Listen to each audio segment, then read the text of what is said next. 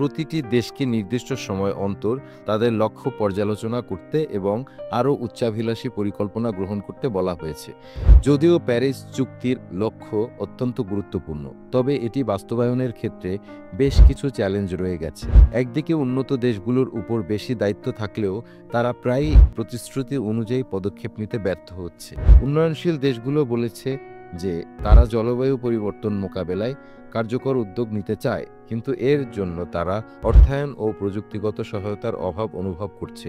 Paris চুক্তির অধীনে উন্নত দেশগুলোর 2020 সালের মধ্যে প্রতি বছর $100 বিলিয়ন সহায়তা প্রদানের প্রতিশ্রুতি দেয়, যা এখনও পুরোপুরি বাস্তবায়িত হয়নি।